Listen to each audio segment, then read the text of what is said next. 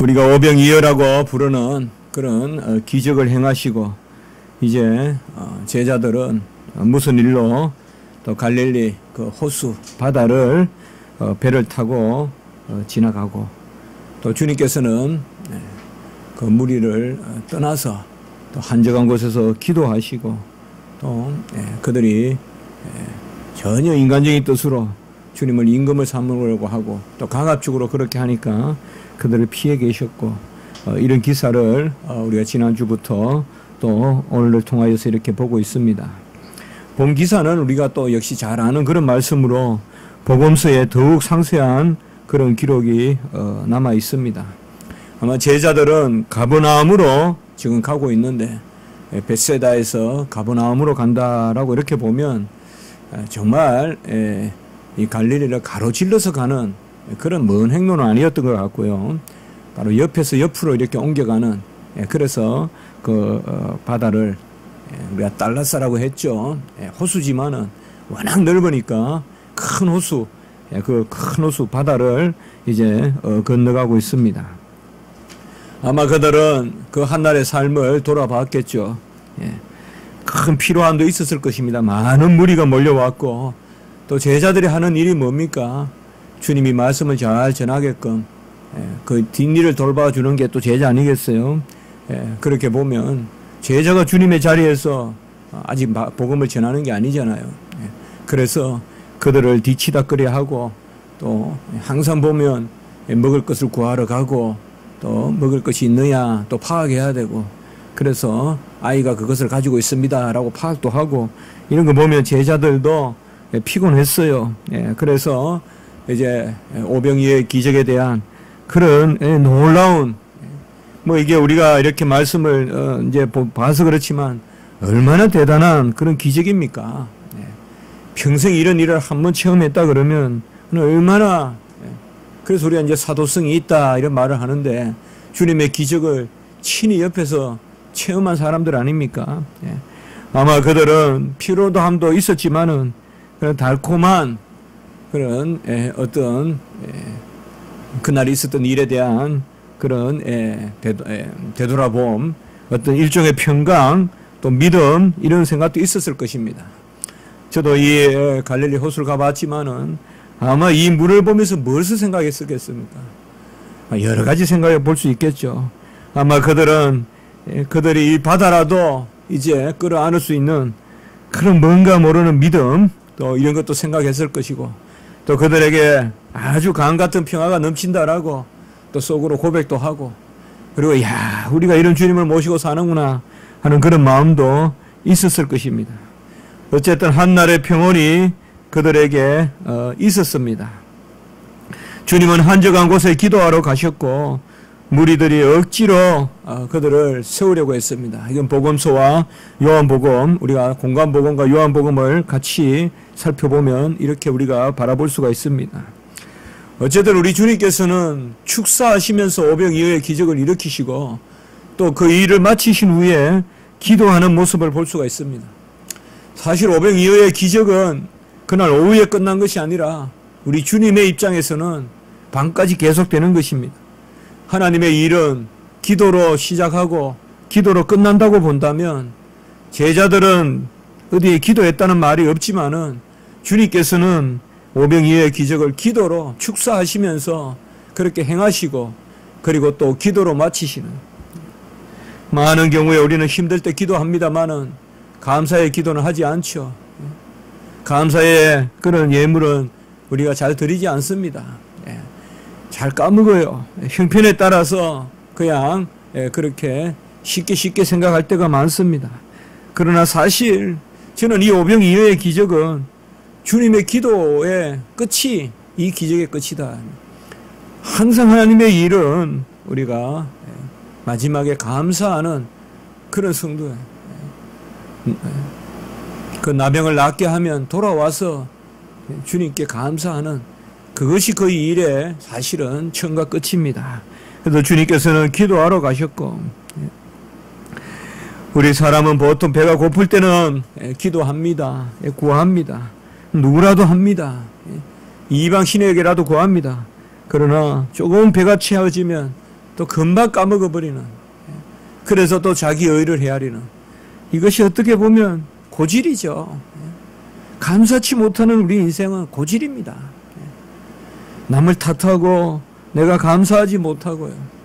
남의 허물은 아주 티 같은 것을 들보같이 보면서 내 들보는 티같이 보는, 그것이 바로 우리의 인생 아닙니까? 주님의 기도는 더욱 간절했을 것입니다. 이게 어떤 목회의 마음 아닐까요? 목양의 마음 아닐까요? 저들에게 표적을 보였는데 과연 저들이 저 표적을 어떻게 받아들이느냐. 사실 우리가 어떻게 보면 인생을 살면서 하나님의 은혜를 많이 받습니다. 그러나 중요한 것은 그 은혜를 받는다는 자체가 아니죠. 그 은혜를 받고 어떻게 주님을 섬기느냐. 아마 왜 주님이 그 밤에 기도를 하셨겠어요. 저들을 오병이어로 먹이고 저들을 채웠는데 중요한 것은 그들이 그것을 어떻게 받아들이고 어떻게 그것을 통하여 정말 우리 주님을 바로 섬기느냐. 그들이 오병이어의 기적을 보고도 주님을 임금으로 섬기자고 했잖아요. 그것을 봤을 때는 정말 우리 주님의 애통함이 있을 것 같아요. 가장 주님을 주님답게 드러내는 그 표적을 통하여서 오히려 가장 세속적인 것을 생각하는, 그러니까 기도가 필요하다. 우리가 몸이 아파서 기도했어요. 병이 나았어요. 거기서 기도가 그치면 안 된다 이거죠. 잘못하면 병이 낫는 거로 해서 그냥 하나님은 병 고치시는 분 이렇게 생각하기 쉽다 이 말이죠. 병이 나았을 때 오히려 더 기도하고 그 의미가 뭔지, 그래서 참 주님은 기도하셨을 텐데 우리가 그 기도가 뭔지는 구체적으로 몰라도 큰 일을 행하시고 특별히 산에 가서 한적한 곳에서 기도하신 것을 보면 우리가 날마다 주님 안에 은혜를 받는 그 자체보다, 은혜를 받는 것으로는 상급을 못 누리잖아요. 은혜를 받고 어떻게 사느냐, 우리가 하나님의 은혜 가운데서 어떻게 사느냐, 그것이 중요한 것을 보여줍니다. 제자들은 한적한 그런 한날의 삶을 기억하면서 달콤한 기억, 야, 뭔가 잘 돼가는구나, 우리가 모신 예수님이 대단하구나, 그러나 내 믿음이 저 물을 삼키고도 남겠다, 아마 그런 마음이 있었을 거예요. 바다라도 그럴듯한, 그러나 그들의 한계는 곧 나타납니다. 제자들의 믿음의 한계는 곧 나타납니다. 먼저 한계 상황이 있습니다. 때는 저물 시간이라고 오늘 말씀하고 있습니다. 저물매 이렇게 이야기하고 있습니다. 구체적으로 언제인지 몰라도 대체로 강풍이 저문 후에 분다고 합니다. 저문 후에 강풍이 부니까 저물매. 복음서에는 보면 사경이라고도 이야기하고, 이렇게 보면 상당히 심야일 수도 있고, 그것을 우리가 구체적으로 알 수가 없지만은 어쨌든 상황은 어둡다. 그리고 큰 바람이 불어 파도가 일어났다라고 이렇게 이야기합니다. 이것도 어떤 상황적인 그런 열악한 상황을 보여주고 있습니다. 날은 어둡고 큰 바람이 불고 파도가 일어나고, 그리고 그들은 바로 바다 가운데 있었습니다. 물론 얼마큼 심해 있었는지 모르겠지만은 바다 가운데 그들이 있었다는 것을 볼 수가 있습니다. 노를 저 10여리쯤 가다가 이렇게 나와 있는데요. 다른 복음서를 보면 좀 더 바다에서 바다 가운데로, 호수 가운데로 나아가는 것을 볼 수가 있습니다. 제가 제네바 박물관에 그 콘라드 비치의 그림을 본 적이 있습니다. 그 제네바 박물관에서 최고 유명한 게 뭐냐? 잘 모르니까요, 제가. 최고 유명한 게 뭐냐? 이렇게 물으면 암스테르담 박물관에는 렘브란트의 그런 경비병 그림이 가장 유명하다, 뭐 이런 말이 있거든요. 루블 박물관에는 뭐가 유명하다. 제네바 박물관이 있거든요. 제네바 박물관에는 콘라드 비치의 그림이 유명한데, 그 콘라드 비치의 그림이 뭐냐 하면 꼭 만화같이 그렸어요. 바로 베드로가 이렇게 주님이 오시는 것을 영접하고 하는 그 그림인데, 그것을 여러 컷으로 동시에 한 합폭에 세 그림이 아니라 한 그림에 세 상황을 이렇게 묘사해 놨어요. 세 개인가 할 때 이렇게 묘사해, 세 개가 맞을 겁니다. 아마. 두 개인가 세 개인가. 하나는 믿음이 있는 베드로의 모습, 하나는 믿음이 없어서 물에 빠져들어가는 베드로의 모습. 그것을 이렇게 그려놨는데 저게 무슨 좋은 그림인지 저는 그런 거 잘 모르겠어요. 그냥 초기에 르네상스 초기의 그림이라 그렇게 아주 뭐 정교한 그런 그림은 아닌데 뭔가 또 매력적으로 끌리는 그런 그림입니다. 그게 바로 이런 상황을 묘사한 그런 그림인데요. 참으로 그들에게 이제 평강이 사라졌습니다. 그날 아침에 그날 오후에 그런 오병이어의 기적에 대한 평강은 아마 일순간에 사라지고 그들의 믿음도 정말 무슨 믿음인지 우리가 불에라도 뛰어든다라고 찬송하지만은 가시만 박혀도 불평하는 게 우리 모습인데 과연 그런 믿음이 있는지. 바로 이들은 무리들의 그런 신앙을 넘어서는 제자들의 신앙을 보인 것이 아니라 그들의 연약함을 드러냈습니다. 첫째로 한 세 가지로 제가 간단하게 한번 살펴봤습니다. 생각해 봤습니다. 첫째로 그들은 기도하여 이 일을 이겼다는 그런 말씀이 있지 않습니다. 주님은 지금 기도하고 계신데 이들은 기도를 하지 않습니다. 기도를 잊어버렸어요. 아무리 히스토리가 찬란해도 그 순간 기도하지 않으면 그 순간 살아계신 하나님의 어떤 그런 역사를 어떻게 우리가 영화롭게 받아들이겠습니까? 그들은 주님을 육신으로만 찾았지 아들을 통하여 아버지를 부르는 그런 믿음을 갖지 못했습니다. 17절에 보면 예수는 아직 그들에게 오시지 아니하셨더니 이 말씀이 크게 보입니다. 예수가 어찌 아직 그들에게 오지 않았습니다. 오병이어의 기적은 누가 행하시는 겁니까? 오병이어의 기적은 참 하나님이시자 참 사람이신 예수님이 행하신 거 아닙니까? 그러면 그분은 어디에나 계신 무소부재하신 어디에나 계신 그런 하나님 아니십니까? 그러나 예수는 아직 그들에게 오시지 아니하셨더니 이것은 아마 객관적인 상황일 수도 있지만은 그 제자들의 신앙을 보여줄 수도 있습니다. 오병이어의 기적을 우리가 봤다 합시다. 주님께서 우리가 보는 데서 5,000명을 먹이신다고 합시다. 그가 축사하니까 끝없이 떡과 생선이 그곳에서 난다고 합시다. 우리가 뭐라고 생각해야 되겠어요? 저분은 그냥 한 사람이고 저분은 엘리야와 같고 저분은 세례 요한과 같다고 우리가 생각해야 됩니까? 그분은 하나님이시지 않습니까? 하나님이시면서 이 땅에 오신 사람이지 않습니까? 그리하여 그것이 표적이지 않습니까? 표적은 이 땅에 오신 예수님이 영원하신 하나님의 아들이심을 보여주리는 기적이지 않습니까? 그들이 곧 이틀 전도 아니고 사흘 전도 아니고 그날 오후에 있었던 그 예수님의 신성을 체험하고도 그들은 예수님이 어디에나 계시고 삼위 하나님이 어디에나 계시다는 것을 기도로 구하지 않고 단지 육체적 공간적으로만 이것을 구하는데 그치고 말았습니다. 주님에게 칭찬받았던 백부장의 믿음이 있죠. 나에게도 수하가 있어. 내가 그 보고 가라 하면 가고 오라 하면 오는데 주님이 직접 안 가셔도 내 하인을 낫게 할 수 있으리라. 믿음이 크도다. 이방 백부장의 믿음은 어떤 믿음입니까? 예수님의 신성을 인정하는 믿음이죠. 당신이 육체적으로 안 믿기셔서 당신의 하나님의 능력으로 이곳에서도 기적을 행할 수 있나이다. 왜 그렇게 말씀을 연구하고 왜 그렇게 머리는 발달하는데 어찌 이렇게 믿음이 없냐 이 말이죠.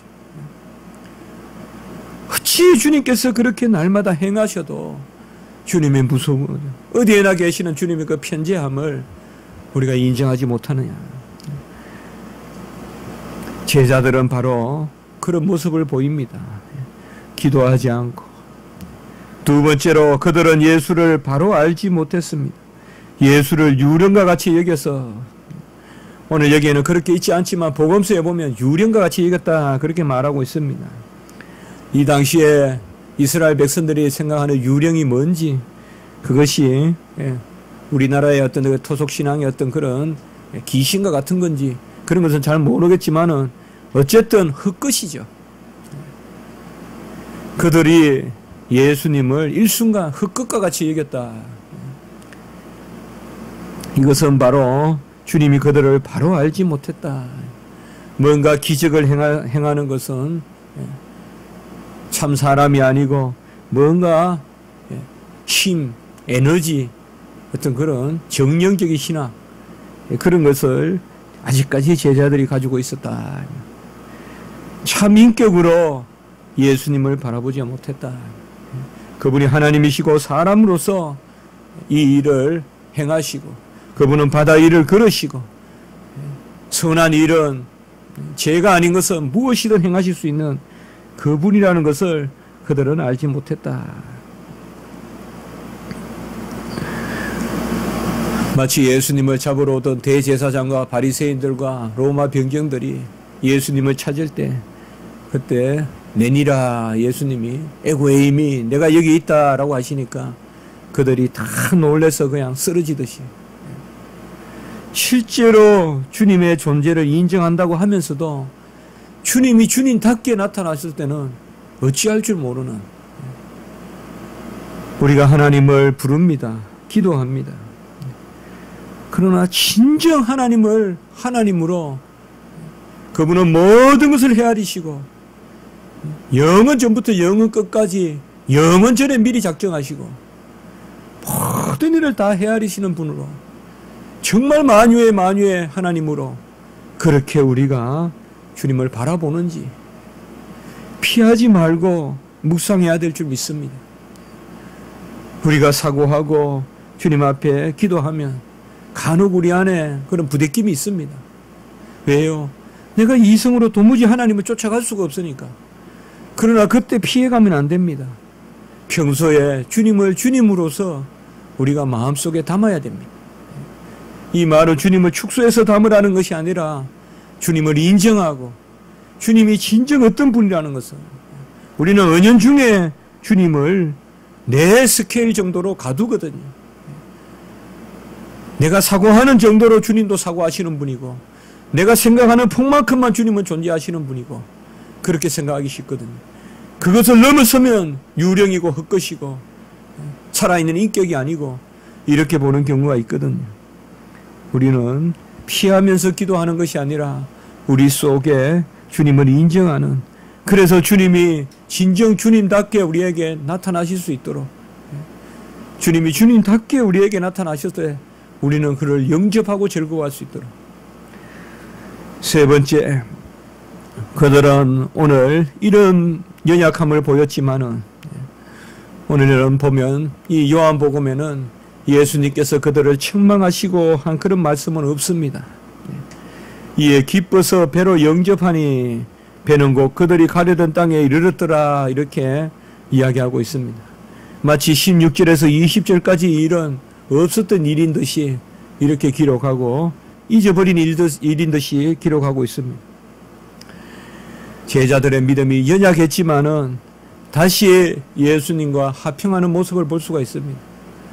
주님은 그들을 책망하지만은 여기에 보면 기뻐서 배로 영접하니, 제자들의 모습은 어떤 모습일까요? 여기에서는 어린아이와 같은 모습을 볼 수가 있습니다. 우리가 주님 앞에 바로 서야 하고 항상 주님의 뜻 가운데 서야 하지만 그래도 여전히 우리의 연약함이 있습니다. 그러나 주님은 영 우리를 배척하지 아니하십니다.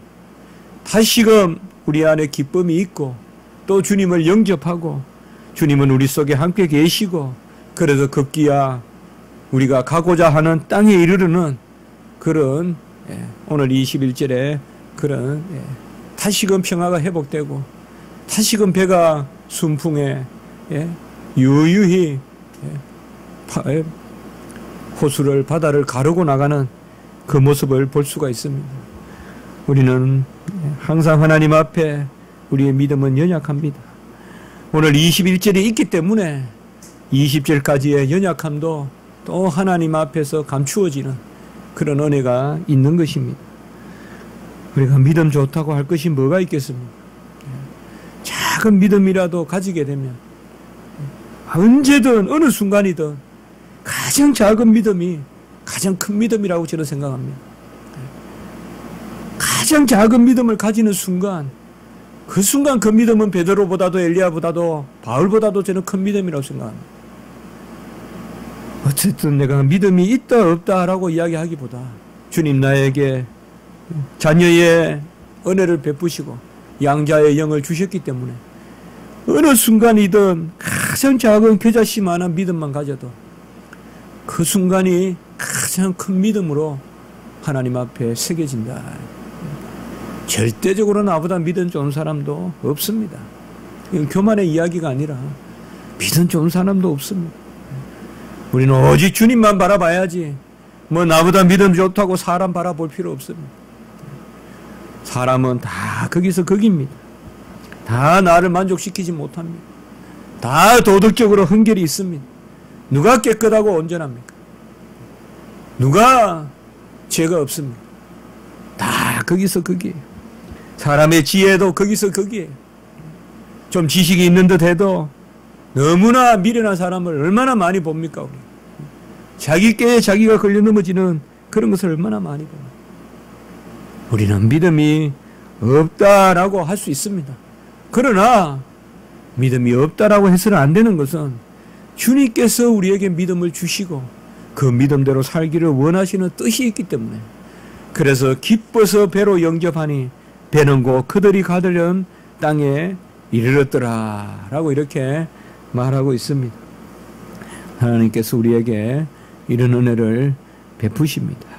같이 합니다. 내니 두려워하지 말라. 주님께서 우리에게 말씀하십니다. 모든 걸 주님께 맡깁시다. 나의 삶을 맡기고 이 땅의 지상의 삶이 우리에게 얼마나 허락되는지, 그게 한 달인지 1년인지 10년인지 20년인지 알 수가 없습니다. 오늘 오후라도 주님이 부르시면 가야 됩니다. 자식을 놓고도 가야 되고 떠나야 됩니다. 항상 우리는 준비해야 됩니다. 왜요? 그것이 현실이니까요. 그것이 진리니까요. 진실이니까요. 언제든 나는 떠날 수 있는 것입니다. 그러면 주님 안에서 우리가 어떻게 살아야 하느냐? 주님을 두려워하지 말고 언제든지 주님 앞에 주님의 뜻에 맡기고 언제든지 모든 상황을 헤아리면서 하나님 앞에 평강으로, 배는 곧 그들이 가려는 땅에 이르렀더라. 우리의 믿음이 없어도 주님이 다시 회복시키셔서 궁극적으로 구원의 목적지에 우리가 다 이르게 될 줄 믿습니다. 한번 기도드리겠습니다.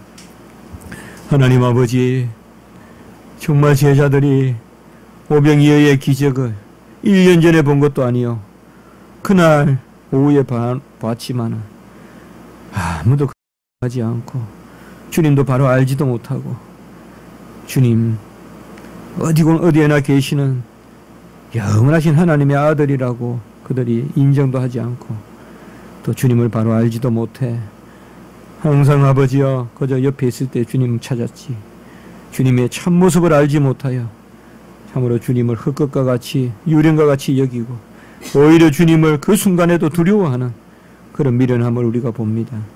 하나님 아버지, 이스라엘 백성들이 그렇게 주님을 기다렸지만 정작 주님이 왔을 때 그들은 주님을 배척했습니다. 우리의 심령이 어떠한지 하나님 바라보게 하시옵소서.